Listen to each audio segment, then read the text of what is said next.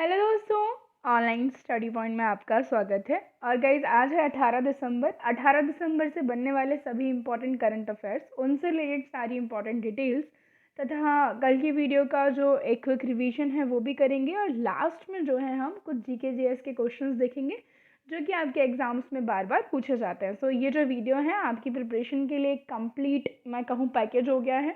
Okay, सो सभी को पता होगा एसएससी का जो कैलेंडर है वो भी अनाउंस हो चुका है। सो आपको पता है करंट अफेयर का वेटेज जो है काफ़ी ज़्यादा होता है एसएससी के एग्ज़ाम्स में। सो आई जस्ट होप कि हमारा जो करंट अफेयर है वो आपको हेल्प कर पाए आपकी प्रिपरेशन में। So guys we just want कि आप वीडियो को लाइक कर दें। अभी आपके सपोर्ट की बहुत ज़रूरत है। सो जितने भी लोग वीडियो को देख रहे हैं प्लीज़ इसको शेयर कर दें, बेल आइकन प्रेस कर दीजिएगा जिससे जब भी वीडियो अपलोड हो तो आपको नोटिफिकेशन मिल जाए। एंड पीडीएफ के लिए आप हमारा मोबाइल एप्लीकेशन डाउनलोड कर सकते हैं। देखेंगे कल का पहला क्वेश्चन। राज्य के छोटे और सीमांत किसानों को सशक्त बनाने के लिए बेस्ट लाइफ फार्मिंग अलायंस ने दिसंबर में किस राज्य के साथ समझौता किया है? तो ये किया गया है बिहार के साथ। ठीक है। और जो सुपरसोनिक मिसाइल असिस्टेड टारपीडो प्रणाली थी, इसका सफलतापूर्वक जो है परीक्षण किया है डीआरडीओ ने, डिफेंस रिसर्च डेवलपमेंट ऑर्गेनाइजेशन।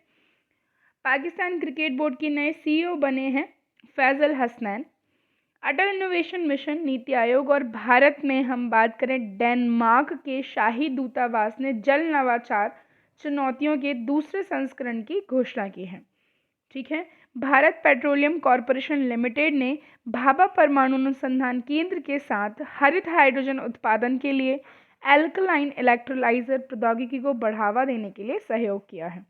दिसंबर 2021 में एशियाई विकास बैंक ने अपने नवीनतम सप्लीमेंट में वित्त वर्ष 2021-22 के लिए भारत के विकास का अनुमान जो है 9.7% रखा है। निम्नलिखित में से किसके साथ दुबई केयर्स और यूनिसेफ ने जो है एक वैश्विक डिजिटल लर्निंग प्लेटफॉर्म जिसका नाम है passport to earning platform launch किया है? तो एक्सेंचर और माइक्रोसॉफ्ट। दिसंबर 2021 में राज्य स्तरीय योजना मंजूरी समिति की बैठक में उत्तराखंड द्वारा जल जीवन मिशन के तहत कितने रुपए की पेयजल आपूर्ति योजनाओं को मंजूरी दी गई है? तो ये है 56.7 करोड़। ठीक है। प्रधानमंत्री मोदी ने उमिया धाम विकास परियोजना की आधारशिला गुजरात में रखी है। और किस बैंक ने डिजिटल बैंकिंग भुगतान के लिए बॉब वर्ल्ड ऐप जो है शुरू किया है? तो यह है बैंक ऑफ बड़ौदा। हाल ही में कौन सा देश भांग की खेती और उपयोग को वैध बनाने वाला पहला यूरोपीय देश बना है? तो इट इज माल्टा। हाल ही में किसे sports journalist federation of India award से सम्मानित किया गया है? तो यह है सुनील गावस्कर। हाल ही में किस राज्य भारत की पहली ग्रीन हाइड्रोजन माइक्रोग्रिड परियोजना की शुरुआत की गई है? तो यह है आंध्र प्रदेश में। यूनेस्को ने दुर्गा पूजा को जो है अमूर्त विरासत सूची में शामिल किया है। यूनेस्को का मुख्यालय पेरिस में है। ये दुर्गा पूजा बंगाल की है। 16 दिसंबर को विजय दिवस मनाया जाता है। ठीक है। अब देखेंगे आज का पहला क्वेश्चन।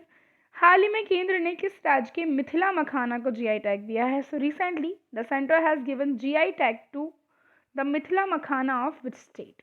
आंसर होगा मिथिला से जब बात आई है तो definitely it must be of Bihar, है ना। आगे फर्दर हम उड़ीसा झारखंड सभी के जीआई टैग्स डिस्कस करेंगे। इससे पहले देखते हैं केंद्रीय वाणिज्य मंत्रालय के तहत भौगोलिक संकेत रजिस्ट्री ने बिहार मखाना का नाम बदलकर मिथिला मखाना करने की याचिका को स्वीकार कर लिया है और इसके मूल को बेहतर ढंग से दर्शाने के लिए ब्रांड लोगो और बदलाव का सुझाव दिया गया है। और इसने अपने मूल को उजागर करने और उत्पाद के भौगोलिक संकेत अधिकारों की रक्षा के लिए ब्रांड लोगो में संशोधन का भी सुझाव किया है। ठीक है। बेसिकली हम बात करें बिहार के, उड़ीसा, झारखंड, कोई भी स्टेट हो, सभी के जीआई टैग्स बहुत इंपॉर्टेंट होते हैं। जीआई टैग होता क्या है? तो एक पर्टिकुलर जो जगह है वहाँ की कोई चीज़ अगर फेमस होती है तो उसको क्या करा लिया जाता है? जीआई टैग दे दिया जाता है ना, जो कि 10 वर्षों के लिए मान्य होता है। खोला मिर्च के लिए जीआई टैग गोवा को मिला है। चाखाओ चावल जिनको ब्लैक राइस भी कहा जाता है मणिपुर को मिला है। गुच्छी मशरूम के लिए जम्मू कश्मीर को मिला है। वाडा कोलम जो कि चावल और सफ़ेद प्याज है उसको जीआई टैग दिया गया है महाराष्ट्र में। और किस राज्य की जुडिमा राइस वाइन को दिया गया है जीआई टैग? तो ये है असम की। And this is the location of Bihar जिसकी मिथिला मखाना को जीआई टैग मिला है। Capital is Patna. मुख्यमंत्री श्री नीतीश कुमार है। राज्यपाल श्री फागू चौहान हैं।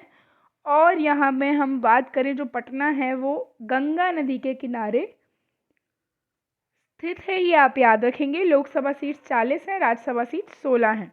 ठीक है। सबसे ज़्यादा जनसंख्या घनत्व वाला राज्य है भारत का 2011 की जनगणना के अनुसार। सोनपुर का पशु मेला बिहार में ही लगता है। इसके अलावा यहाँ पर एक बहुत फेमस राष्ट्रीय उद्यान है विच इज़ वाल्मीकि राष्ट्रीय उद्यान।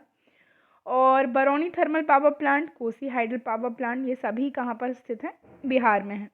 नेक्स्ट देखेंगे, किस राज्य में स्थित अस्कोट वन्यजीव अभ्यारण्य को इको सेंसिटिव जोन जो है घोषित किया गया? So state Askot wildlife sanctuary has been declare as eco sensitive zone.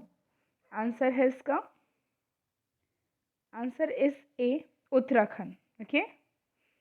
पर्यावरण, वन और जलवायु परिवर्तन मंत्रालय उत्तराखंड के पिथौरागढ़ जिले में अस्कोट वन्यजीव अभ्यारण्य की सीमा के आसपास का जो लगभग 454 किलोमीटर के क्षेत्र को अस्कोट वन्यजीव अभ्यारण्य संवेदनशील क्षेत्र घोषित किया गया है।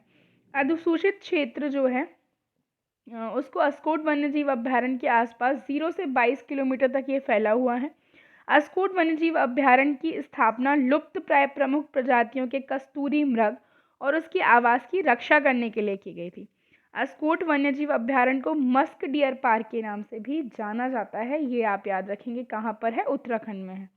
ठीक है। This is the location of Uttarakhand. 2 राजधानियां हैं इसकी, देहरादून और गैरसैंण। राज्यपाल लेफ्टिनेंट जनरल गुरमीत सिंह है, मुख्यमंत्री पुष्कर सिंह धामी हैं। ठीक है। इसके अलावा मैं आपको बताऊं यहाँ पर बहुत सारे नेशनल पार्क जो हैं सिचुएटेड हैं, जिनमें जिम कॉर्बेट, ये इंपॉर्टेंट क्यों हो जाता है? इसका पुराना नाम है हैली नेशनल पार्क, जो कि भारत का सबसे पहला नेशनल पार्क भी है। 1936 में इस्टेब्लिश हुआ था। गंगोत्री, गोविंदा, नंदा देवी, राजाजी, फूलों की घाटी, ये सभी राष्ट्रीय उद्यान कहाँ पर हैं? उत्तराखंड में स्थित हैं। 2 टाइगर रिजर्व हैं यहाँ पर, कॉर्बेट और राजाजी। अब देखिए उत्तराखंड और किस चीज़ में आपको करंट अफेयर्स के क्वेश्चन मिलते हैं रिलेटेड टू द उत्तराखंड। भारतीय शोधकर्ताओं ने ब्लैक बेलीड कोरल सांप खोजा है उत्तराखंड में। ठीक है। पहले क्रिप्टोगैमिक गार्डन का उद्घाटन उत्तराखंड में किया गया है। पहला एरोमेटिक गार्डन उत्तराखंड में खोला गया है। हाल ही में भारत चीन सीमा के पास भारत के सबसे ऊंचे हर्बल पार्क का उद्घाटन उत्तराखंड में किया गया है।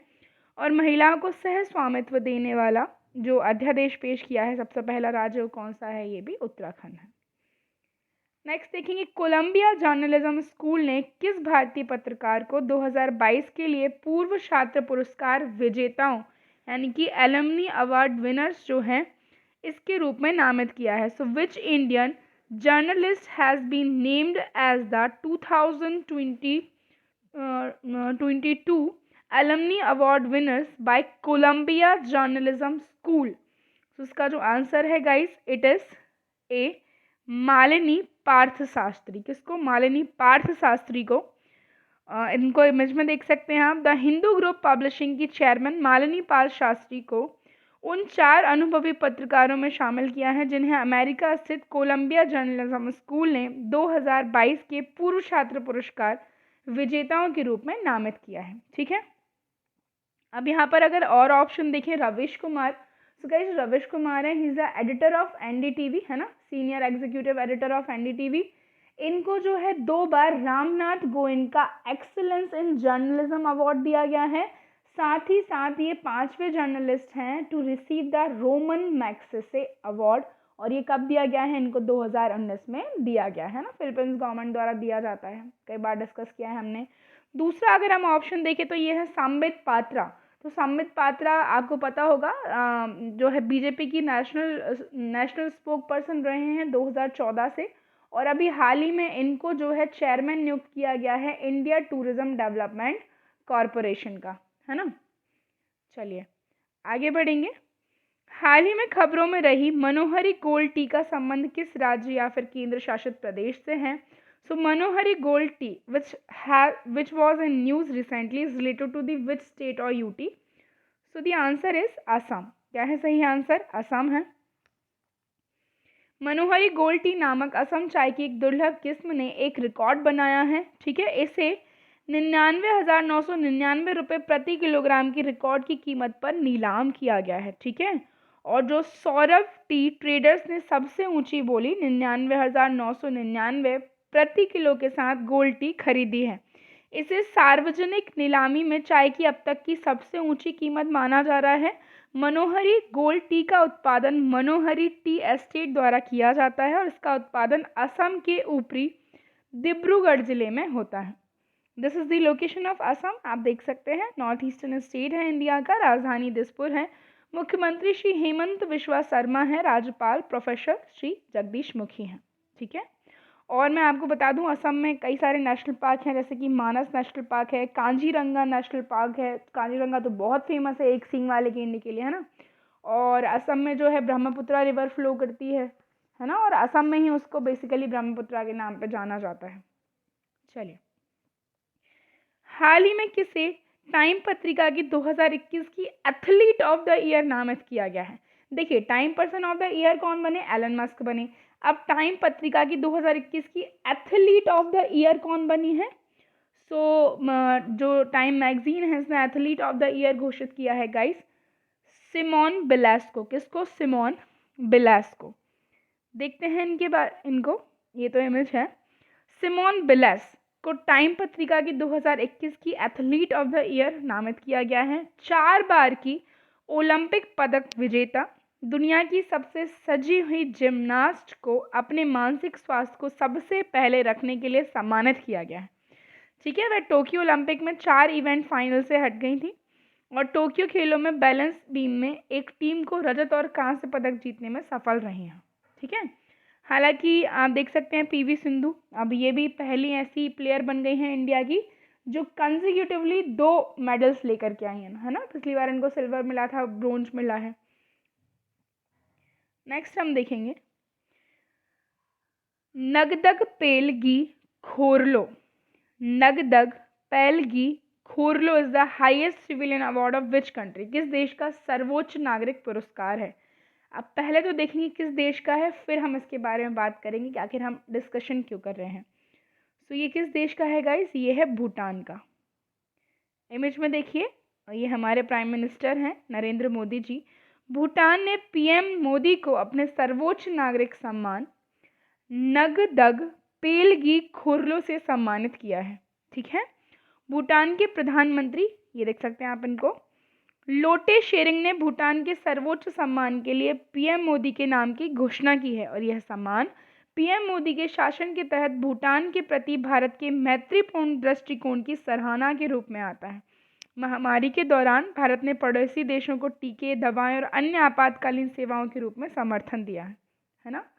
सो काफ़ी ऑनर की बात है हमारे लिए, हमारी कंट्री के प्राइम मिनिस्टर को किसी दूसरी कंट्री का जो है हाईएस्ट सिविलियन अवार्ड दिया जा रहा है।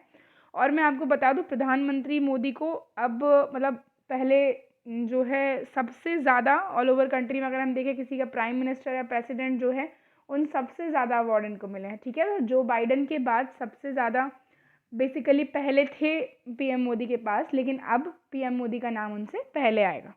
ठीक है, और आप देख सकते हैं भूटान हमारी एक नेबरिंग कंट्री है, ये इसकी लोकेशन है। कैपिटल थिम्फू है, प्रधानमंत्री लोटे शेरिंग है। राष्ट्रीय खेल तीरंदाजी है जो काफ़ी पूछा जाता है एग्जाम्स में।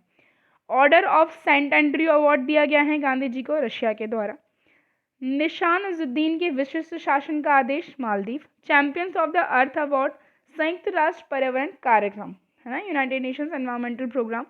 ग्लोबल गोलकीपर अवार्ड तो Bill and Melinda Gates foundation.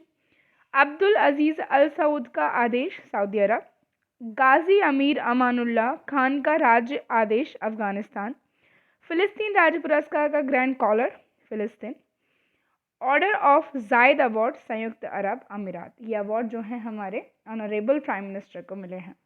हाल ही में किसने chief of defence staff committee के अध्यक्ष के रूप में पदभार ग्रहण किया है? ठीक है, so who has recently taken over as the chairman of the chief of defence staff committee which consist of 3 services. कौन कौन सी 3 सर्विसेज हैं?